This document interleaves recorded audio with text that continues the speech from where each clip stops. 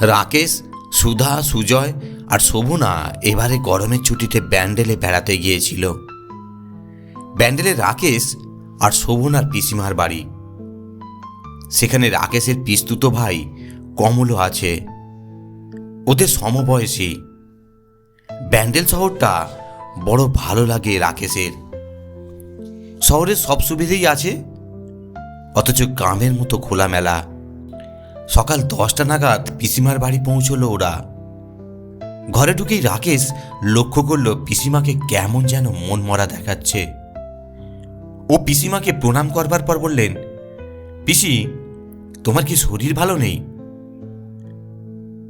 কমল রাকেশের মুখের কথাটা কেড়ে নিয়েই বলল, শরীর খারাপ নয়, মার মনটা ভালো নেই। আজ ভোরবেলা রান্নাঘর থেকে সদ্য কেনা কিছু স্টেনলেস স্টিলের বাসন চুরি হয়ে গেছে। রাকেশ বলল, পুলিশে খবর দেওয়া হয়েছে? পিসে মশাই বললেন, বাসন কোসনের ব্যাপারে পুলিশকে জানিয়ে কি হবে? কমল বলল, শুধু আমাদের বাড়িতেই নয়, এর আগে পাশাপাশি বেশ কয়েকটা বাড়ি থেকে ঠিক এই রকম ভোরবেলা কিছু নতুন বাসন চুরি হয়েছে। চোরটা বোধহয় খুব লম্বা চওড়া, কাদার ওপর বিরাট ক্যাম্বিসের জুতোর ছাপ ছিল। মা কালকেই বাসনওয়ালির কাছ থেকে পুরনো কাপড় দিয়ে বাসনগুলো কিনেছিল। গোয়েন্দাগিরিতে রাকেশের বেশ আগ্রহ আছে। সে উৎসাহের সঙ্গে বলে উঠল, চলো তো দেখি কেমন পায়ের ছাপ। রান্নাঘরের পাশের বাগানের কাদার উপর বিরাট একজোড়া ক্যাম্বিসের জুতোর ছাপ দেখে রাকেশ জিজ্ঞেস করল, দরজা জানালা কিছু ভাঙা ছিল? কমল মাথা নাড়ল, একেবারেই না। খাওয়া দাওয়ার পর বসলো জরুরি মিটিং। ঝানু ডিটেকটিভের মতো রাকেশ বলল, দেখা যাচ্ছে প্রত্যেকের বাড়িতেই শুধু রান্নাঘর থেকে কিছু বাসন চুরি গেছে, আর কিছু নয়। প্রত্যেকের বাড়িতেই চুরি গেছে ভোরবেলা। কারুর বাড়ির দরজা জানালা কিছুই ভাঙেনি। আচ্ছা কমল, এ কাজ করলে হয় না? এই যে বাড়ি থেকে বাসন চুরি গেছে, সেই বাড়ির লোকেদের সঙ্গে একবার কথা বলে আসলে হয় না? সুজয় বলল, হ্যাঁ, তাহলে জানতে পারা যাবে সেই সব বাড়ির রান্নাঘরের কাছে কোনো পায়ের ছাপ ছিল কিনা। শোভনা বলল, তৃপ্তি মাসির মেয়ে নীতির সঙ্গে তো আমার খুব ভাব আছে, চল না ওদের বাড়ি যাই। রাকেশ, সুজয়, সুধা, শোভনা আর কমল দল বেঁধে তৃপ্তি মাসির বাড়ি চলল। নীতির বাবা বাইরের ঘরে বসে খবরের কাগজ পড়ছিলেন। সবাইকে দল বেঁধে আসতে দেখে কাগজটা একপাশে রেখে বললেন, কি ব্যাপার কমল? কমল বলল, মেসোমশাই, আর ভোরবেলা আমাদের রান্নাঘর থেকে বাসন চুরি হয়ে গেছে আজ। এরা আমার পিস্তুত ভাই আর তার বন্ধুরা। রাকেশ আপনাদের বাড়িতে চুরি হয়েছে শুনে আপনাদের সঙ্গে কথা বলতে চাইল। ও এসব ব্যাপারে খুব ইন্টারেস্টেড। কথাবার্তা শুনে নীতি আর তৃপ্তি মাসিমাও এসে হাজির। তৃপ্তি মাসিমা সব শুনে গালে হাত দিয়ে বললেন, কি কাণ্ড বলো তো, সেই ভোরবেলা বাসন চুরি শুরু হয়েছে, আজ 1-1.5 মাস হলো তার আর বিরাম নেই। রাকেশ বলল, আচ্ছা তৃপ্তি মাসিমা, আপনাদের রান্নাঘরের পিছনের দিকেও কি বড় একজোড়া ক্যাম্বিসের জুতোর ছাপ পাওয়া গেছে? হ্যাঁ হ্যাঁ, কাদার উপর বড় মাপের ক্যাম্বিসের জুতোর ছাপ। চুরিটা কি ভোরবেলা হয়েছিল? ঘরের দরজা জানালা কিছু ভাঙা ছিল?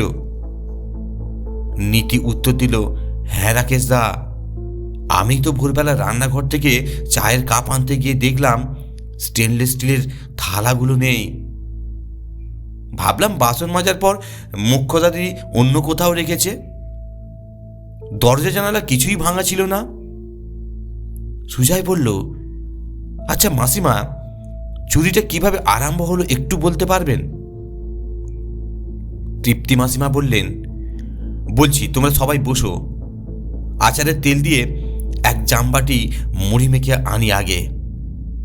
মুড়ি খেতে খেতে রাকেশ বলল, বলুন মাসিমা, এবারে ব্যাপারটা কি রকম হয়েছিল?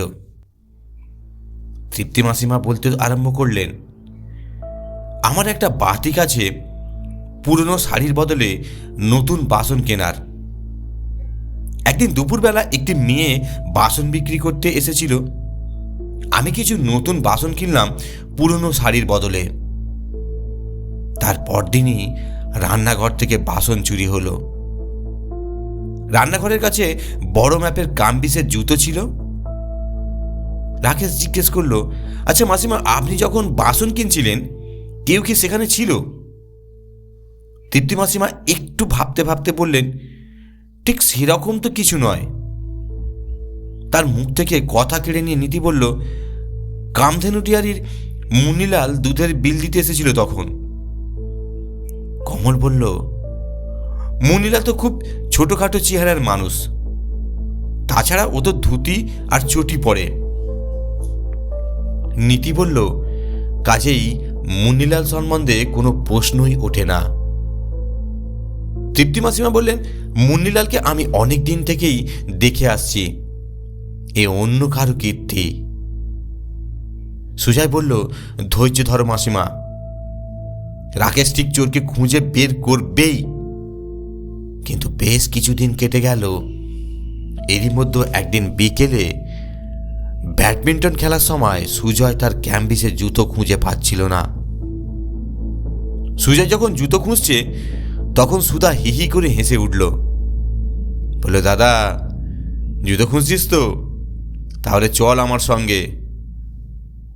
সুজয়, রাকেশ, কমল সকলেই সুধার পেছনে পেছনে চলল। সুধা ওদের রান্নাঘরের পেছন নিয়ে গেল। ওরা দেখল শোভনা সুজয়ের বড় মাপের ক্যাম্বিসের জুতো পরে রান্নাঘরের পেছনে কাদার ওপর বড় বড় পায়ের ছাপ ফেলছে। শোভনা ওদের দেখে অপ্রস্তুত হয়ে হেসে বলল, এই বাসন চোর খেলছি, দেখো আমার পায়ে কত বড় বড় ছাপ পড়েছে। রাকেশ মুহূর্তে উত্তেজনায় নিজের মাথাটা দুহাত দিয়ে চেপে ধরে অস্ফুট স্বরে বলল, তাই তো। এরপর রাকেশ, কমল আর সুজয় নিজেদের মধ্যে ফিসফিস করে কি যেন পরামর্শ করল। সুধা আর শোভনা তো তাই দেখে রেগে অস্থির। সুধা শেষ পর্যন্ত বলেই ফেলল, কি আমরা বাদ যাব কেন? তখন রাকেশ ওদেরকে কি যেন বলল। তারপর থেকে ওরা সব সময় রাস্তার দিকে লক্ষ্য রাখে। একদিন সুধা শোভনকে বলল, ওই দেখ বাসনওয়ালি যাচ্ছে। রাকেশকে কথাটা বলতেই রাকেশ, কমল আর সুজয় দূর থেকে বাসনওয়ালির পিছু নিল। কমলদের বাড়ির 4টে বাড়ির পরে নগেনবাবুর বাড়ি গিয়ে বাসনওয়ালি থামল। নগেনবাবু স্ত্রী দরজা খুলে বারান্দায় বেরিয়ে এলেন। হাতে তার একরাশ পুরনো কাপড়। দুজনের কথাবার্তা চলতে লাগলো। রাকেশরা এসব দেখে যখন বাড়ির দিকে ফিরে আসছে তখন উল্টো দিক থেকে সাইকেলের পেছনে দুধের বোতলের বাক্স নিয়ে ঘণ্টা বাজিয়ে একজন রোগা ছোটখাটো চেহারার লোক আসছিল। কমলকে দেখে হেসে বলল, আরে নমস্কার খোকাবাবু, ভালো আছো? এসব তোমার দোস্ত আছে? কমল ঘাড় নেড়ে বলল, হ্যাঁ, এরা ছুটিতে বেড়াতে এসেছে আমাদের বাড়ি। লোকটা সাইকেল নিয়ে চলে যাওয়ার পর কমল বলল, এই হলো কামধেনুডিয়ারির মুন্নিলাল। ভোর 5টা, চারিদিক অন্ধকার। পিসিমা পিসেমশাইকে না জানিয়ে ভোরবেলা টর্চ হাতে নিয়ে সন্তর্পণে বাড়ি থেকে বেরিয়ে পড়ল রাকেশ, সুজয়, শোভনা, সুধা আর কমল। খিড়কি দরজা দিয়ে ঢুকে নগেনবাবুর বাড়ির রান্নাঘরের পেছনের কলা ঝাড়ের পাশে ঘাপটি মেরে বসেছিল সবাই। হাতে পায়ে মশা কামড়াচ্ছে, তবু শব্দ করার উপায় নেই। এমন সময় সদরের গেট খোলার শব্দ হলো। একটা সাইকেল এসে থামল। থপথপ করে কে যেন এগিয়ে আসছে। একটা অস্বাভাবিক হাঁটার শব্দ। নগেনবাবুর রান্নাঘরে ভেজানো দরজা খুলে কে যেন ভেতরে ঢুকে গেল একটু পরেই। সে বাইরে বেরিয়ে এলো, হাতে একটা সাদা ঝাড়না মতো কী সব জিনিসপত্র। রাকেশ অমনি টর্চের আলো ফেললো তার উপর। সকলেই চমকে উঠে দেখলো, আরে এই যে কামধেনু ডিয়ারের মুন্নিলাল। পরনে তার ধুতি, পায়ে তার বড় মাপের ক্যাম্বিসের জুতো খসখস করে আওয়াজ করছে। সবাই মুন্নিলালকে চেপে ধরল। তার হাতের ঝাড়নের মধ্যে থেকে একরা স্টেনলেস স্টিলের বাসনপত্র বেরিয়ে পড়ল। বাইরে দুধের বোতল ভরা বাক্স বসানো সাইকেলে। সেইখানেই মুন্নিলালের ছেড়ে রেখে এসেছিল তার পায়ের সাইজের ছোট মাপের চটি। তারপরে একদিন কমলদের বাড়ির সামনের লনে একটা টিপটির আওয়াজ করা হলো। পিসিমা সবাই খুশি, সকলের সঙ্গে হেসে কথা বলছেন। হারানো সব বাসনপত্র মুন্নিলালের ডেরায় পাওয়া গেছে। পিসেমশাই রাকেশকে জিজ্ঞেস করলেন, তারপর রাকেশ বাবু, কি করে তুমি চোর ধরলে বলো তো?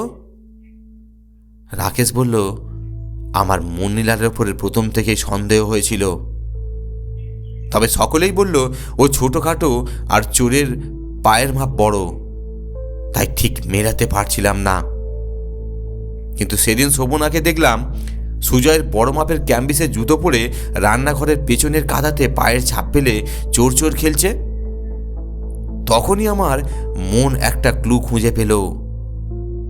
কোনো ছোটখাটো মাপের লোক তো বড় মাপের জুতো পরে এরকম চুরি করতে পারে। আর একটা জিনিসও লক্ষ্য করেছিলাম, প্রত্যেক বাড়িতে বাসনওয়ালি যেদিন বাসন বিক্রি করছে তার পরদিনই তাদের বাড়ি থেকে বাসন চুরি গেছে। তাই লক্ষ্য রেখেছিলাম বাসনওয়ালি এবারে কোন বাড়িতে বাসন বিক্রি করতে যায়।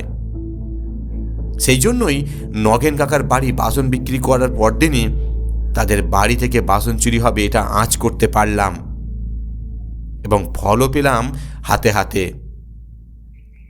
মুন্নিলাল হাতে নাতে ধরা পড়ল ও বাসনওয়ালির কাছে চুরি করা বাসন বিক্রি করত।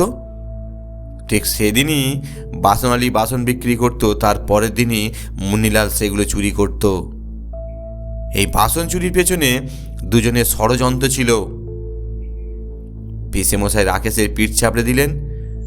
সুজয়, কমল, শোভনা, সুধা আর নীতি সকলেই একসঙ্গে চিৎকার করে বলে উঠল, তি চিয়াস for Rakesh Basu, hip hip hurray, hip hip hurray. ধন্যবাদ গল্পটি শোনার জন্য, আপনাদেরকে অসংখ্য ধন্যবাদ। আপনারা সুস্থ থাকুন, ভালো থাকুন, এই কামনাই করি।